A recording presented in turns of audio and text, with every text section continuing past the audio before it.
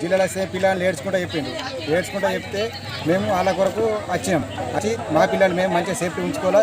మళ్ళీ ఎప్పుడైతే మేడంలు వస్తారో అప్పుడు మేము పంపించగలుగుతాం. ఈ ఇన్ఛార్జి ఉన్న మేడంలు ఉన్నారు, వాళ్ళు బరాబరి స్కూలు బంద్ చేసి 18 రోజులు. అసలు చెప్పుడు కూడా ప్రభుత్వం మీద నమ్మకం లేకనే కదా ఇప్పుడు తీసుకెళ్ళి, ప్రభుత్వం ఏమైనా లేదు, వీళ్ళు పంపించిన టీచర్ల మీద కూడా నమ్మకం లేకనే పాత టీచర్లు ఉంటేనే మేము పంపిస్తాం, లేకపోతే లేదు స్కూల్కు.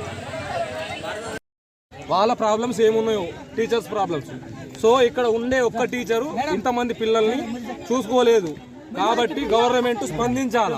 దాని గురించి తల్లిదండ్రులు అందరూ వచ్చి ఎవరి పిల్లల్ని వాళ్ళు తీసుకోబోతున్నారు. గవర్నమెంట్ నిర్మల్లోనే రిలే నిరాదీక్ష చేస్తున్నారు వాళ్ళు కూడా టీచర్స్.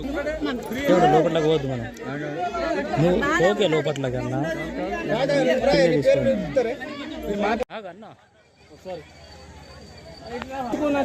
మా గోల్ చెప్తారు చెప్పి చూసేస్తాము.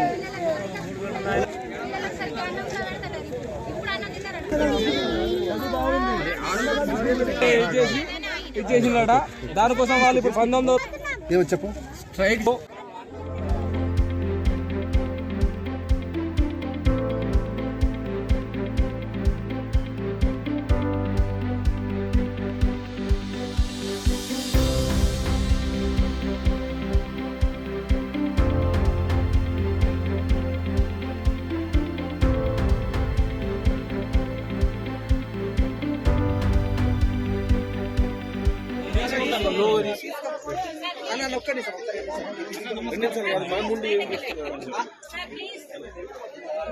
ఆర్మేగా 8th క్లాసు.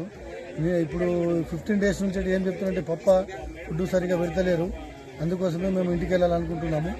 పప్పని ఈ స్కూల్లో చదువుకున్నా, నాకు ప్రైవేట్ స్కూల్లో చేర్పించాలని కోరుతున్నది. నాకు బి ఒకటే బిడ్డ ఒక కొడుకు సార్, మాకు పిల్లల భవిష్యత్తు మంచిగా ఉంటుంది, మా భవిష్యత్తు మంచిగా ఉంటుంది. అందుకోసమే మేము ఫుడ్ సరిగా లేదని చెప్పి మేము ఇంటికి తీసుకెళ్తున్నాము. స్టాప్ లేదు కాబట్టి స్టడీ నడుస్తలేదు 15 రోజుల నుంచి.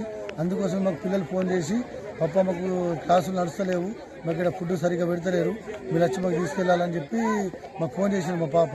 ఎందుకురా నాని 3 సంవత్సరాలు ఇంట్లో స్కూల్లో ఉండాలంటే ఏ పప్ప